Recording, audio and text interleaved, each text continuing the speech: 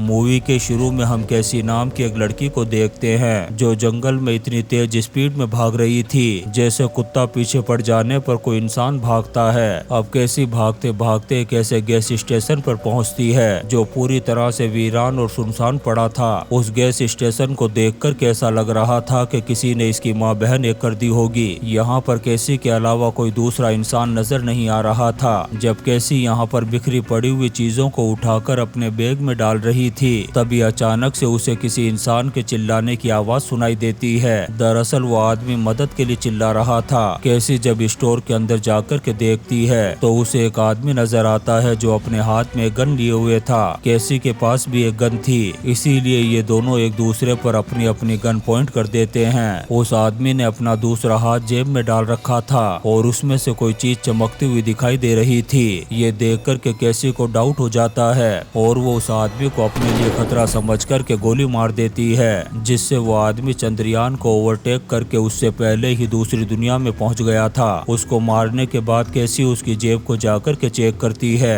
तब उसे पता चलता है कि ये अपने क्रॉस के लॉकेट को छुपा रहा था। ये देख कर के कैसी को बहुत ज्यादा दुख और अफसोस होता है कि उसने शक की बुनियाद पर एक बेकसूर इंसान को दूसरी दुनिया का मुसाफिर बना दिया। इसके बाद कहानी फ्लैशबैक में जाती है और हम कैसी के पास्ट को देखते हैं जहां पर कैसी एक पार्टी में होती है और अपने फ्रेंड्स के साथ बहुत ज्यादा एंजॉय कर रही थी। यहाँ पर कैसी अपनी एक फ्रेंड के साथ बैठकर के अपने बॉयफ्रेंड बेन के बारे में डिस्कस कर रही थी। इसके बाद वो बेन से भी बात करती है। फिर अगले दिन स्कूल में कैसी की फ्रेंड कैसी को एक वीडियो दिखाती है जो ब्लर होती है। उसे देखने के बाद कैसी वापस घर आ जाती है और न्यूज देखने लगती है। तभी उसे पता चलता है कि एलियन का स्पेसशिप जमीन पर आया है और जमीन पर रहने वाले लोग ही उन एलियंस को ट्रेंड कर रहे हैं और इन इंसानों ने उन एलियंस का नाम भी अदर्स रखा है। इसके बाद वो अदर्स यानी एलियन जमीन पर अपनी फर्स्ट वेव रिलीज करते हैं। दरअसल वो एक रेडिएशन वेव थी जिसके रिलीज होते ही पूरी दुनिया की इलेक्ट्रिसिटी की माँ बहन एक हो गई थी और इस वजह से हर एक इलेक्ट्रिसिटी से चलने वाली चीजों ने काम करना बंद कर दिया था, जिसमें गाड़ियां, मोबाइल, प्लेन और सारी इलेक्ट्रिसिटी से चलने वाली चीजें थी। अब इस बदलाव और चेंजिंग को देखकर के लोग बुरी तरह से डर चुके थे,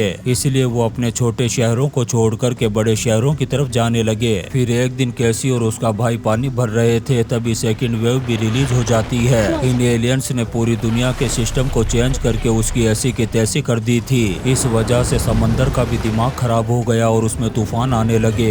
जमीन पर भी अर्थक्वेक आने लगे और चारों तरफ सैलाब ही सैलाब नजर आ रहा था। अब कैसी अपने भाई को लेकर के एक पेड़ पर चढ़ जाती है जिससे ये दोनों उस सैलाब में बहकर के मरने से बच जाते हैं। इस सेकंड वेव ने पूरी दुनिया की माँ का सुअर मार दिया था। चारों तरफ सिर्फ तबाही तबाही नजर आ रही थी। अभी तो दुनिया की माँ बहन एक हो ही रही थी तभी एलियंस थर्ड वेव भी रिलीज कर देते हैं। अब इस वेव में वो एक खतरनाक वायरस को रिलीज करते हैं और ये वायरस बर्ड्स के जरिए से रिलीज किया गया था। ये एलियन उन वायरस वाली बर्ड्स को पूरी दुनिया में फैला देते हैं ताकि पूरी तरह से ही इस दुनिया की बैंड बच जाए। और इसी वायरस की चपेट में आने से कैसी की मॉम की मौत हो गई थी क्योंकि वो एक डॉक्टर थी और वायरस संक्रमित लोगों का इलाज करने में लगी हुई थी। इसीलिए हम तो डूबेंगे सनम, तुमको भी ले डूबेंगे। अब इसके बाद कैसी का डैड कैसी और उसके भाई को लेकर के कैंप में चला जाता है। उस जगह पर बहुत सारे टेंट लगाए गए थे क्योंकि जितने भी लोग बचे हुए थे वो सभी यहाँ पर आकर के रह रहे थे। फिर एक रात कैसी के फादर उसे गन देते हुए कहते हैं कि बेटा जब भी तुम्हें लगे कि जान का खतरा है बगैर सोचे समझे इस गन के ट्रिगर को दबा देना ताकि सामने वाला नासा के रॉकेट में बैठकर के दूसरी दुनिया में पहुंच जाए। दरअसल दुनिया में हर जगह सिर्फ खतरा ही खतरा था, कोई भी जगह सेफ नहीं थी। फिर कुछ दिनों बाद इस कैंप में आर्मी ऑफिसर्स की कुछ गाड़ियां आती है। कर्नल लोगों में अनाउंस करता है कि आप लोगों को किसी भी तरह की टेंशन लेने की कोई जरूरत नहीं है क्योंकि हम आप लोगों को एक ऐसी जगह पर ले जाने वाले हैं जो पूरी तरह से सेफ और सुरक्षित है। अब सारे लोग उन आर्मी वालों के साथ जाने लगते हैं। कैसी भी अपने भाई को साथ लेकर के रवाना हो जाती है लेकिन कैसी के भाई का बैग उसी कैंप में रह गया था। अब कैसी जब अपने भाई के बैग को लेने के लिए वापस कैंप में जाती है तो वहीं पर रह जाती है। कैसी आर्मी की गाड़ियों को रोकने के लिए पीछे भागती हुई आवाज लगाती है लेकिन वो नहीं रुकती। अब यहाँ पर कैसी और उसका भाई दोनों अलग अलग हो चुके थे। उधर आर्मी सारे लोगों को जमा करके बताती है कि उन अदर्स यानी एलियंस ने फोर्थ वेव भी रिलीज कर दी है जिसकी वजह से इंसान इंसान की ही माँ खोदने में लगा है। सारे लोग एक दूसरे की माँ बहनें करना चाहते हैं और ये एलियंस इंसानों का ही भेष बना बनाकर के उनके बीच में ही घुसे हुए हैं। वो कर्नल लोगों को बताता है कि बच्चों में तो आसानी से पहचाना जा सकता है कि कौन इंसान है और कौन एलियंस, लेकिन बड़े लोगों में पहचान करना मुश्किल है। उस कर्नल की बात को सुनकर के सारे लोग बहुत ही ज्यादा गुस्से में आ गए थे। ये सारे लोग उस कर्नल से कहते हैं कि हम हमारे बच्चों से मिलना चाहते हैं। अब ये लोग इतने खतरनाक गुस्से में आ गए थे कि यहाँ पर माहौल खराब हो जाता है। सारे लोग आपस में लड़ना शुरू कर देते हैं। ये देख कर के आर्मी वाले इन पर गोलियों की भारी बरसात कर देते हैं, जिससे ये सारे लोग इस दुनिया की बाउंड्री से बाहर पहुंच जाते हैं। कैसी भी यहाँ तक पहुंच गई थी और वो छुप कर के इन सारे लोगों को मरता हुआ देख रही थी। कैसी के फादर भी मरते हुए अपनी बेटी को देख कर के कहते हैं कि बेटा जल्दी से यहाँ से भाग जा। इतना कह कर के वो दम तोड़ देते हैं। अपने बाप को मरा हुआ देख कर के कैसी बहुत ज्यादा रो रही थी। इसके बाद कैसी फैसला करती है कि चाहे कुछ भी हो जाए मैं अपने भाई को नहीं मरने दूंगी। अब यहाँ पर वो आर्मी वालों की गन उठाती है और जंगल की तरफ भागने लगती है। भागते भागते कैसी उसी गैस स्टेशन पर पहुँच जाती है जिसे हमने मूवी के शुरू में देखा था। उधर आर्मी वाले सारे बच्चों को गाड़ी में डालकर के एक सेफ जगह पर ले जा रहे थे। वहाँ पहुँचने के बाद ये सारे बच्चों को एक एक टोकन देते हैं और फिर उनका चेकअप करने के लिए उन्हें अंदर भेजा जाता है। अब इन्हीं बच्चों में कैसी के फ्रेंड यानी बैन की बारी आती है। जब बैन अंदर जाता है तो डॉक्टर उसे बताती है कि अदर्स यानी एलियंस इंसानों का रूप लेकर के इंसानों को ही मार रहे हैं। इसीलिए आर्मी वालों को उन सब बच्चों की जरूरत है ताकि वो उन एलियंस का खात्मा करने के लिए उन बच्चों को ट्रेंड कर सके। ये सारी बातें बताकर के डॉक्टर बैन की बॉडी में एक ट्रैकर को इंजेक्ट कर देती है और ठीक ऐसे ही ट्रैकर सारे बच्चों में भी इंजेक्ट कर दिए जाते हैं। वहीं दूसरी तरफ हम कैसी को देखते हैं जो जंगल से निकल कर के सड़क पर आ गई थी। तभी अचानक से उसे एक गोली आकर के लगती है जिससे कैसी जख्मी होकर के वहीं पर बेहोश हो गई थी। उधर हम आर्मी वालों को देखते हैं जो बच्चों को ट्रेंड कर रहे थे ताकि ये 5th वेव से मुकाबला कर सके। उधर कैसी को इवान नाम का एक लड़का उठा कर के अपने साथ ले जाता है। वो अपने घर पर ले जाकर के उसकी मरहम पट्टी करता है। इवान को कैसी का नाम भी पता था क्योंकि उसने कैसी की डायरी को पढ़ लिया था। जब कैसी को होश आता है तो वो इवान से अपनी गन के बारे में पूछती है। तब इवान कहता है कि मैंने तुम्हारी गन नहीं देखी। फिर वो उससे आर्मी वालों का एड्रेस पूछते हुए कहती है कि मुझे अपने भाई को बचाने के लिए वहाँ पर जाना होगा। उधर हम कैसी के भाई को देखते हैं जो बैन के ही ग्रुप में था। वो सभी एक जगह पर बैठे हुए थे। तभी उनके पास एक लेडी डॉक्टर एक लड़की को लेकर के आती है और उनके ग्रुप में शामिल कर देती है।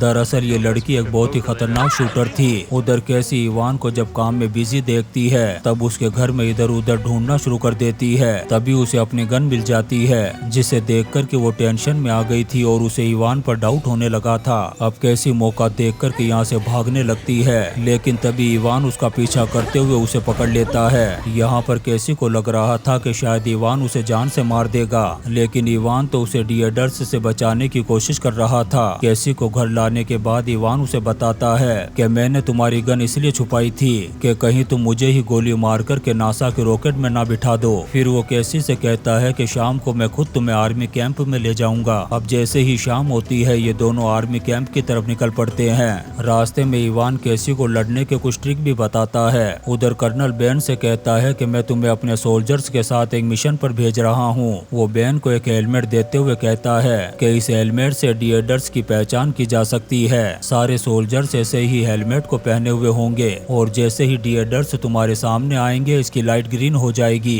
उधर हम कैसी और इवान को देखते हैं जो दोनों अब एक अच्छे दोस्त बन चुके थे। इधर बैन को सोल्जर्स की बजाय बच्चों की टीम के साथ भेज दिया जाता है, लेकिन बैन कैसी के भाई को अपने साथ नहीं ले जाता क्योंकि वो एज में बहुत ज्यादा छोटा था। अब बैन अपनी टीम के साथ टारगेट की जगह पर पहुंच जाता है। वहां पर वो डिएडर्स को देखता है जो इस हेलमेट की वजह से ग्रीन नजर आ रहे थे। यहाँ पर डिएडर्स और इन बच्चों की टीम के बीच में जबरदस्त WW3 की फाइट हो जाती है और इसी फाइट में एक बच्चे की भी मौत हो जाती है। तभी वो शूटर लड़की एक बस को ब्लास्ट कर देती है और बाकी बच्चे एक जगह पर जाकर के छुप गए थे। अब ये शूटर लड़की जब उन बच्चों की टीम के पास पहुंचती है तब अपनी बॉडी में लगे हुए ट्रैकर को बाहर निकाल देती है, जिसकी वजह से वो भी इन बच्चों को डिएडर्स की तरह ग्रीन नजर आ रही थी। बैन जब इस चीज को देखता है तो उसे सारी बात समझ आ जाती है, तो वो भी अपना ट्रैकर बाहर निकाल देता है। इसके बाद वो भी सबको ग्रीन नजर आ रहा था। यहाँ पर बैन आर्मी की सारी साजिश को समझ चुका था। वो अपनी टीम के बच्चों को समझाने की कोशिश करता है कि डिएडर्स हमें एक ट्रैप में फंसाने की कोशिश कर रहे हैं और 5th वेव कोई और नहीं बल्कि हम बच्चे हैं और डिएडर्स हमारा यूज कर रहे हैं ताकि ताकि हम बचे हुए इंसानों के पिछवाड़े में रॉकेट लगा कर के उन्हें ऊपर पहुंचा दें। इसीलिए उन्होंने बड़े लोगों की बजाय बच्चों को चुना। बेन की बात को सुनकर के सारे बच्चे अपने अपने ट्रैकर को बाहर निकाल देते हैं और अब बेन को कैसी के भाई की बहुत ज्यादा फिक्र हो रही थी। बेन सब बच्चों से कहता है कि तुम सभी लोग यहाँ से फौरन भाग जाओ और खुद को उस लेडी शूटर से शूट भी करवा लेता है ताकि आर्मी वालों को उस पर डाउट ना हो। इसके बाद वो फैसला करता है कि वो कैसी के भाई को बचाने के लिए वापस जाएगा। उधर हम इवान और कैसी को देखते हैं जिन पर डिएडर्स हमला कर देते हैं, लेकिन इवान डिएडर्स की माँ बहन एक करके कैसी को बचा लेता है। ये देख कर के कैसी को पता चल जाता है कि इवान कोई इंसान नहीं बल्कि ये खुद एक डिएडर्स है। इवान भी कैसी को अपनी सच्चाई बता देता है और कहता है कि एलियंस पहली बार जमीन पर नहीं आए हैं बल्कि इससे पहले भी आ चुके हैं। इवान कैसी से कहता है कि एलियन की नजर में प्यार मोहब्बत जैसी कोई चीज नहीं होती, लेकिन जब मैंने तुम्हें देखा तो मेरे अंदर फीलिंग्स पैदा हो गई और इसी वजह से मैंने तुम्हें जिंदा छोड़ दिया था और मैंने तुम्हें पहली बार गैस स्टेशन पर देखा था। तब से तुम्हें फॉलो करने के साथ साथ तुम्हें प्रोटेक्ट भी कर रहा हूँ। लेकिन कैसी को अब उस पर बिल्कुल भी भरोसा नहीं था, इसलिए वो उसे वहीं छोड़कर के अकेले ही आगे बढ़ने लगती है। तभी इवान कैसी को बताता है कि जिसे तुम आर्मी सोल्जर्स समझ रही हो, दरअसल वो सभी लोग डिएडर्स ही हैं। वो लोग बच्चों को फिफ्थ वेव बना कर के यूज कर रहे हैं। इवान की बात को सुनने के बाद भी कैसी अपने भाई को बचाने के लिए आर्मी वालों के कैंप में पहुंच जाती है। बेन भी यहाँ पर आ चुका था। आर्मी वालों को भी बेन के बारे में पता चल चुका था, इसलिए वो उसे बंदी बना लेते हैं। उधर कैसी मौका देख कर के उस लेडी डॉक्टर का काम तमाम कर देती है और उसकी ड्रेस पहन कर के अपने भाई को ढूंढने के लिए निकल पड़ती है। बेन भी मौका देख कर के कैसी के भाई को ढूंढने के लिए निकल जाता है। तभी रास्ते में उसकी मुलाकात कैसी से हो जाती है। अब कैसी बेन के साथ मिलकर के अपने भाई को ढूंढ रही थी, तभी इनके सामने इवान आ जाता है। इवान कैसी को बताता है कि 10 मिनट बाद इस पूरी जगह की माँ बहन एक होने वाली है, इसलिए जितना जल्दी हो सके तुम अपने भाई को ढूंढो और उसे लेकर के यहाँ से निकल जाओ। फिर कैसी जल्दी ही अपने भाई को ढूंढ लेती है और फिर अपने भाई और बहन के साथ उस आर्मी कैंप से बाहर निकल जाती है, जबकि आर्मी वाले सारे बच्चों को अपने स्पेसशिप में बैठा कर के साथ ले जा रहे थे। अब ये तीनों जब यहाँ से निकल रहे होते हैं तभी ये जगह पूरी तरह से डिस्ट्रॉय होने लगती है। इतने में ही बेन की वो बच्चों वाली टीम आ जाती है और इन्हें बचा कर के अपने साथ ले जाती है। फिर ये सभी मिलकर के फैसला करते हैं कि हम कैसे भी करके उन सभी डिएडर्स से उन बच्चों को बचाएंगे और इसी सीन के साथ ये शानदार मूवी द फिफ्थ वेव खत्म हो जाती है। दोस्तों, हम आपके लिए ऐसी ही इंटरेस्टिंग मूवीज एक्सप्लेन करते रहेंगे, तो आप चैनल को सब्सक्राइब जरूर करें और लाइक और कमेंट्स भी करें। Thank you.